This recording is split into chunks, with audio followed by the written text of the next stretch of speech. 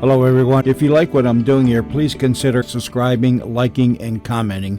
It would really help the channel out quite a bit. Thank you very much.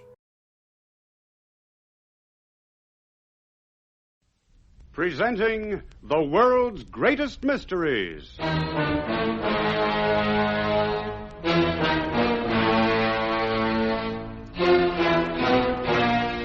And now, your host.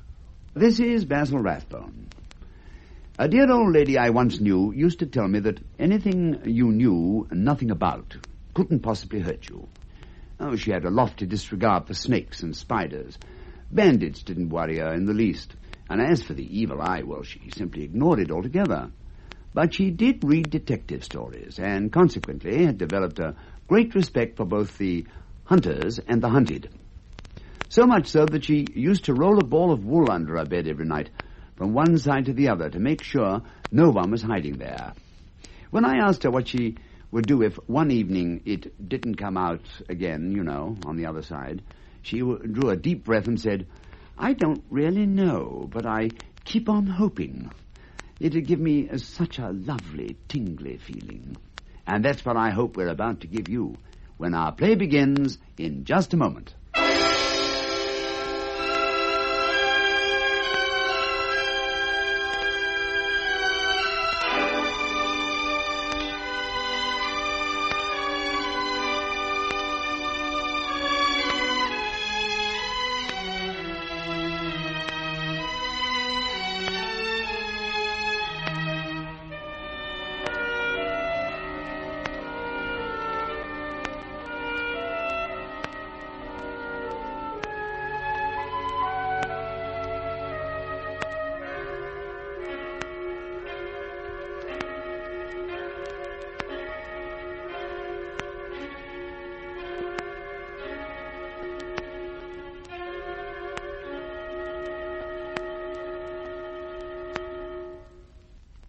Presenting Intrigue.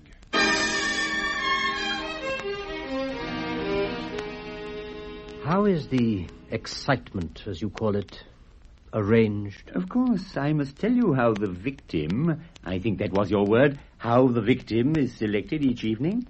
But not only the victim, the other member who is to act for the club and become Death's high priest for the occasion. Oh, good heavens, man, you mean they kill each other? Why, yes. The trouble of committing suicide is removed that way. You mean one of us may be picked this evening to kill one of the others? Why not? We should merely be doing him a service he requires. Would you refuse to oblige a friend?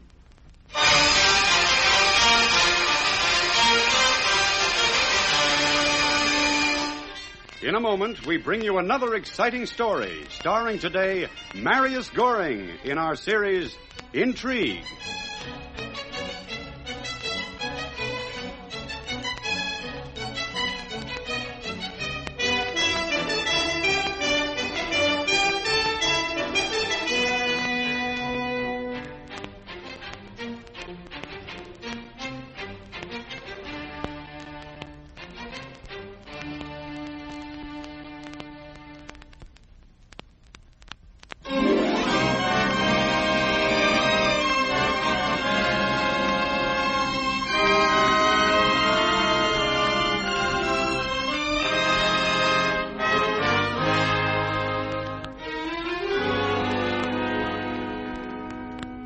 This is the story of a frightening adventure. I do not propose to tell you my name, and after you have heard the story, you will perhaps understand why not. It was an adventure into which I was drawn more by curiosity than anything else. I certainly had no idea at the time of the terrible events in which the adventure would involve me, or of the tragedy in which they would end. This is how it all began. I was sitting with a friend one night in an oyster bar, not far from Leicester Square. What on earth's that fellow doing over there? The one who just came in. He seems to be with those two commissionaires. They've each got a dish of something or other. Yeah. They seem to be offering everyone something to eat. It looks as though we're going to be offered some, too. Yeah. You, sir. Will you do me the honor of eating one of these tarts? I can answer for the quality of the pastry. I've eaten 27 of them myself since 5 o'clock. 27? Isn't that rather a lot? A matter of principle, sir. Every time my offer is rejected, I insist on eating the tart myself, so you can be sure there's nothing wrong with them. I'm sure there isn't, but I never accept a gift unless I'm aware of the spirit in which it's offered. Then I shall have to admit that it's offered in a spirit of mockery. Mockery? And whom are you mocking? Oh, I haven't the time to explain my philosophy, sir, and I'm simply distributing cream tarts. But I certainly include myself, if anyone is to appear ridiculous. You do? Oh, yes, indeed. So will you oblige me by helping yourself? Otherwise, I shall have to eat my 28th, and I've really had more than enough. All right, then, we'll help you out, on one condition. If my friend and I both eat your tarts, you must join us for supper afterwards. To this suggestion, the young man agreed, and as there was obviously a story behind all this nonsense, my friend and I were anxious to hear it. We chose a little French restaurant in Soho, ordered a private room, and over the dessert we persuaded him to begin his explanation.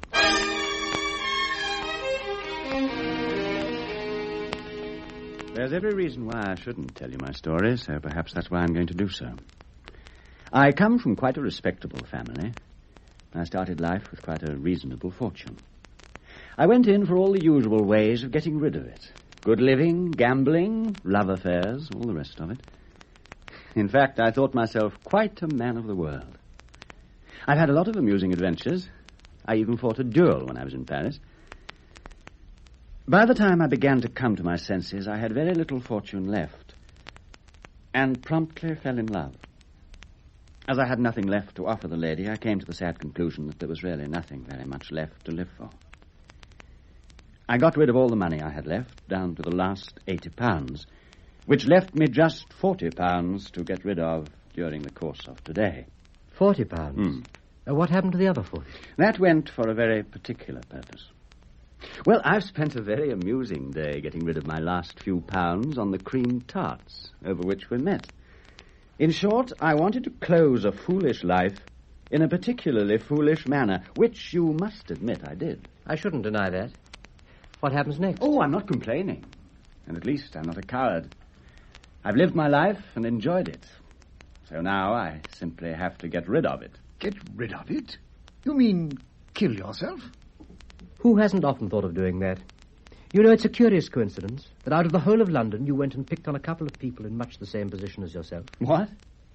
You mean you're ruined, too? Well, near enough.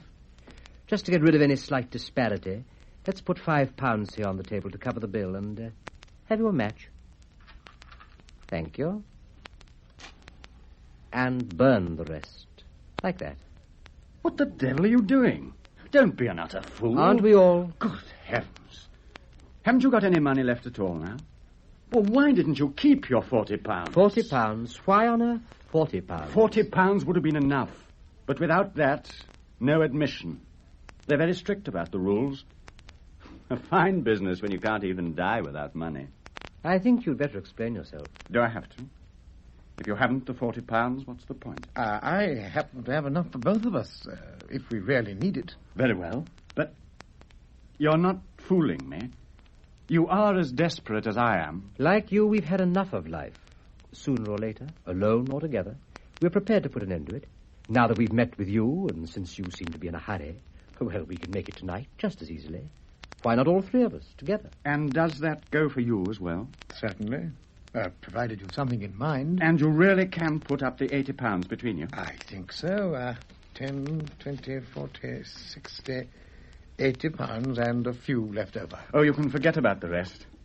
£40 each is the entrance fee. The entrance fee?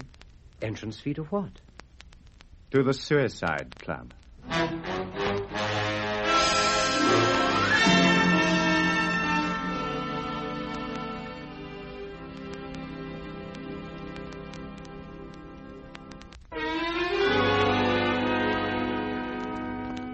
The Suicide Club.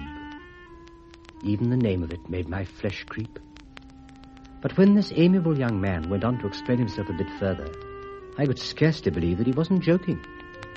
This, he said, is an age of convenience, and there is only one convenience lacking to civilized living and modern comfort: a decent, easy way to quit the stage, the backstairs way to liberty, or as he liked to call it, death's private door.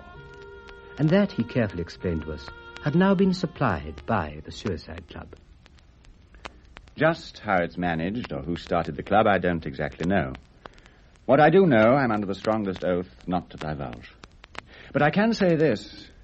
If you are really tired of life, both of you, I'll take you to a meeting of the club, and if not tonight, at least sometime within the week, you'll quietly cease to live. But are you serious? I mean, it sounds like some rather feeble joke. Oh, no. It's certainly not a joke. I'm in very good earnest. And you say that you are a member of this club? Yes, I paid my subscription today. I shall be going there in, what time is it? In half an hour. You've just got half an hour to make up your minds whether you're coming with me or not. I'll be back for your decision in half an hour, gentlemen.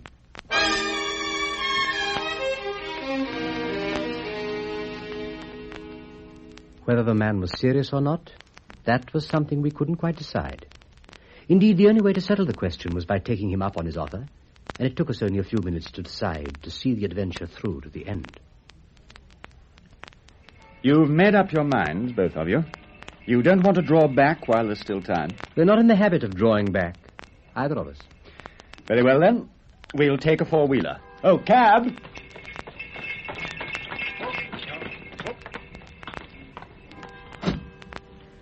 Well, gentlemen, in the circumstances, you'll appreciate that a certain amount of secrecy is called for until you're actually enrolled in the club. You'll forgive me if I take the precaution of blindfolding you both. Is that necessary? Yes, I'm afraid it is. You see, gentlemen, this is not a joke. Our journey took us to a part of the city with which I was not familiar.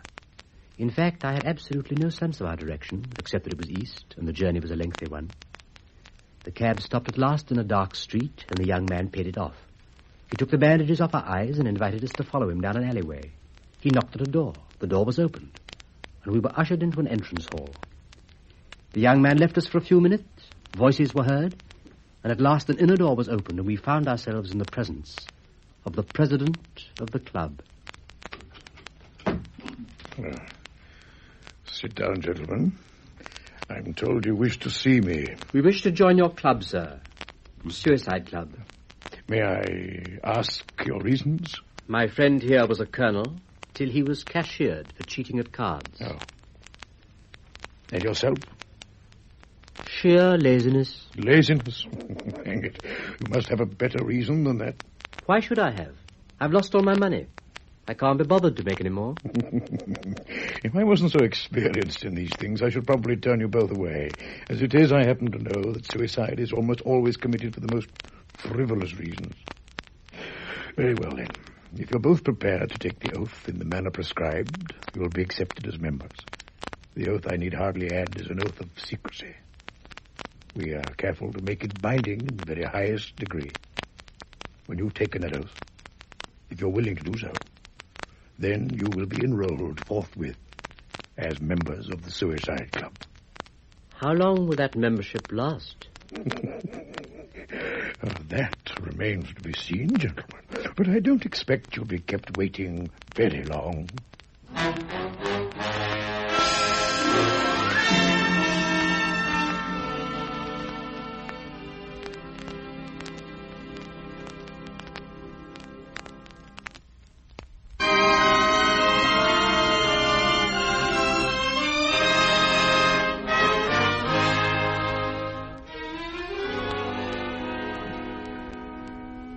So we bound ourselves on oath to keep the secrets of the Suicide Club.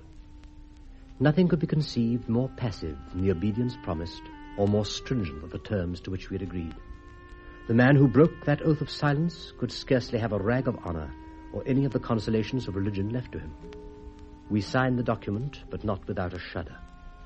The president received our entrance money, and without more ado took us through into the smoking room of the Suicide Club.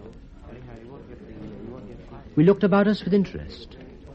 Few of the other members were much above 30, and one or two were still in their teens. They stood leaning on tables and shifting on their feet. Many of them were smoking nervously. Others had let their cigars go out. Some talked well, but the conversation of others was plainly the result of nervous tension. One man interested me intensely. He was probably upwards of 40, but he looked fully 10 years older. I've never seen a man more naturally hideous, nor one more ravaged by his excesses. He was partly paralyzed, and was the only man in the room who shared the composure of the president. I got into conversation with him. So you are newcomers, are you? Well, perhaps I can help to set your minds at rest. I've been coming here regularly for 2 years now. 2 years? But I thought members could only expect to last for a week or so. Ah, yes, but my case is peculiar. I'm not, properly speaking, a suicide at all, merely an honorary member. I only visit the club once every 2 months or so. My infirmity, you know, and I pay a special rate. Even so, my luck has been quite extraordinary. Your luck? I'm afraid we still don't really understand. No, of course not. An ordinary member who comes here looking for death, like you, returns every evening until fortune favors him. He can even live on the premises quite cheaply. The president's company is worth the money in itself. Indeed, I shouldn't have thought that. Oh, but you don't know the man. The drollest fellow. What stories and what cynicism. I take it he's a permanency, like yourself. The only permanency, really. So far, I've been graciously spared. But I must go at last. But the president never plays, of course. He shuffles and deals for us and makes all the necessary arrangements. He's been running the club for over 3 years, and not a whisper of suspicion has been aroused. Quite astonishing when you come to think of it. And he assists the members to commit suicide? Yes, indeed. The whole thing is in his hands. You remember the case last week, the man who was accidentally poisoned in a chemist's shop? I read about it in the papers. Beautifully arranged. Though one of our president's less racy notions. But how simple and how safe. You mean that man was one of the victims? I mean, one of your members? But of course.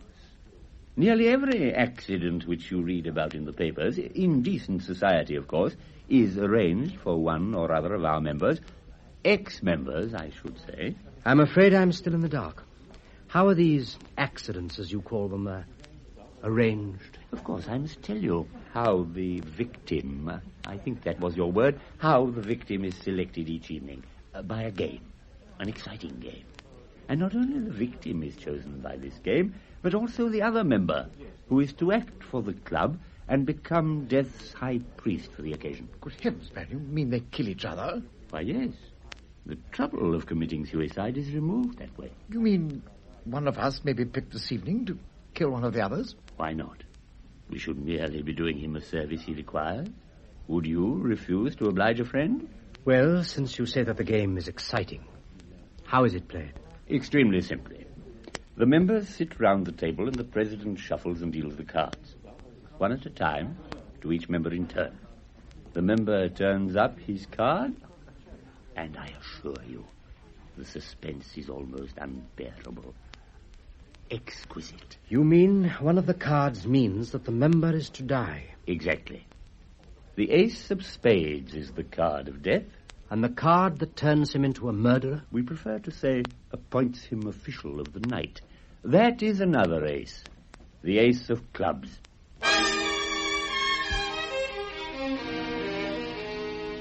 Now I could understand, only too clearly, the nervous tension on all sides. The man sitting by himself in the window, his head hanging, hands thrust deep in his trouser pockets, pale and sweating with fear, a wreck in soul and body. I could understand the cynical smile on the face of the president, the only one in the room who had nothing to lose by the game, who charged each man the price of his death, or the hire of the killer.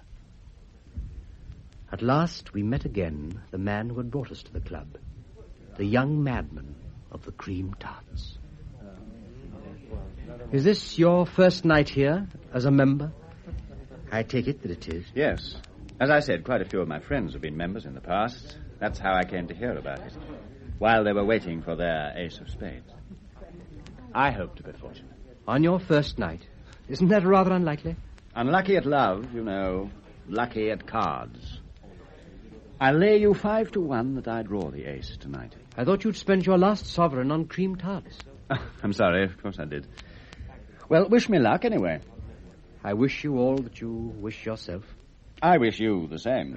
If it's your pleasure, gentlemen. Well, this will decide it, one way or the other.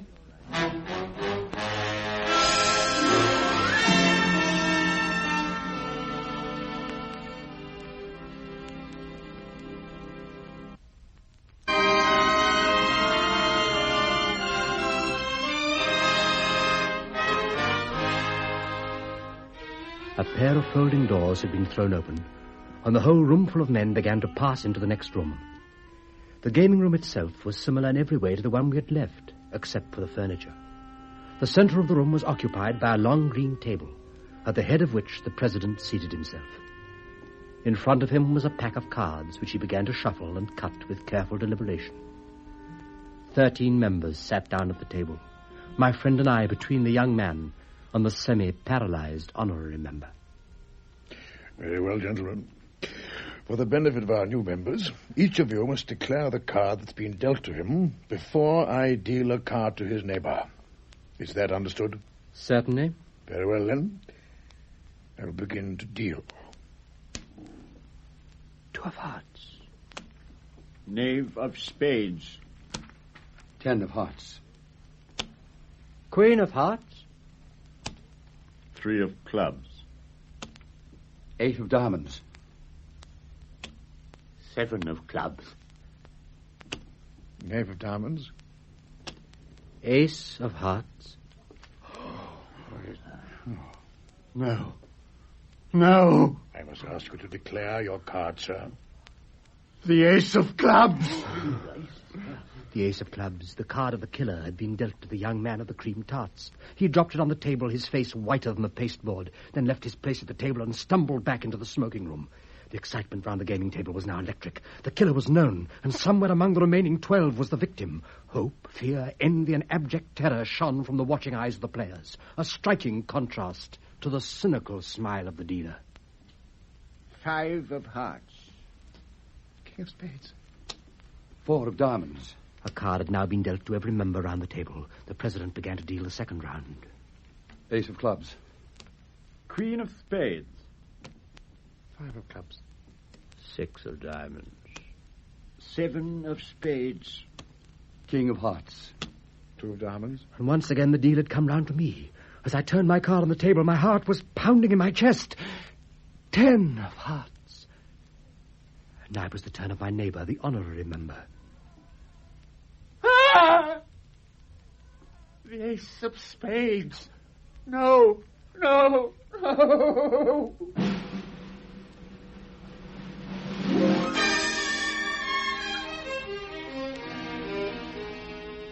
The game for that night was at an end. The president gathered up the cards again, replaced the pack in its box, then stretched and yawned like a man who has finished his day's work. But the honorary member, who had trifled with his fears one time too often, sat in his place with his head in his hands, drunk and motionless, a thing strucken down.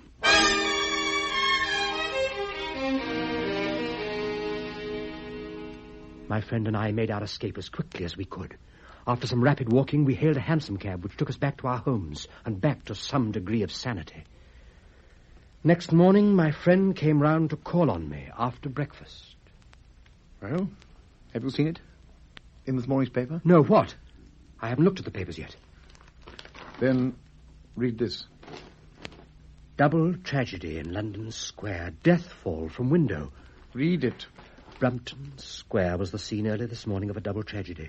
Mr. Bartholomew Malthus, well known in social circles, and Sir Andrew Flann were killed in a fall from the 4th floor window of the former's town residence.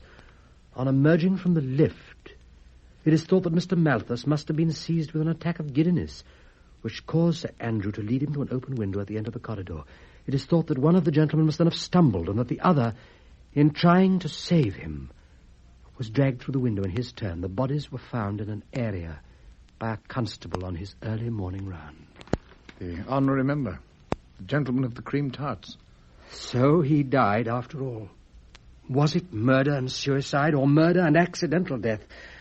I wonder. Or whatever it was, the world can spare them. Both of them. Yes, and the only thing lacking to make it poetic justice. You mean the president? Yes, the president of the Suicide Club.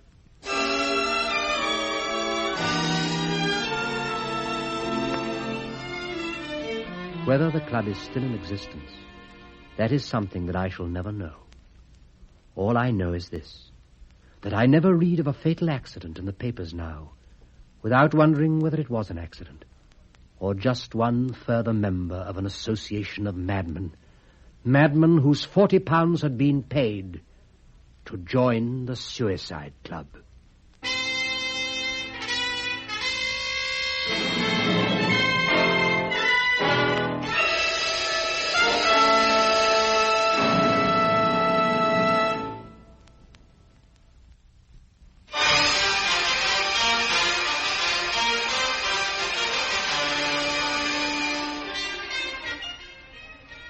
You have been listening to another exciting story starring today Marius Goring in our series Intrigue.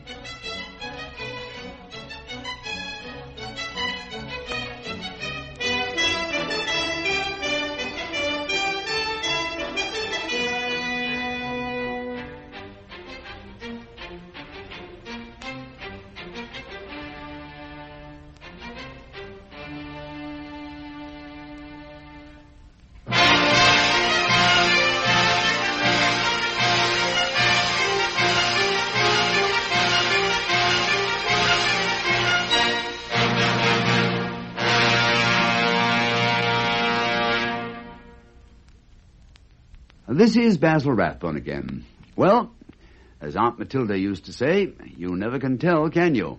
And when you can, you can't be sure. Of course, that's a defeatist attitude. Every mystery is a challenge. Every moment of danger carries with it a unique opportunity. And even fear itself is something which I personally wouldn't like to be without. But don't misunderstand me. I only like it in regular doses, every time we meet to explore another of the world's greatest mysteries.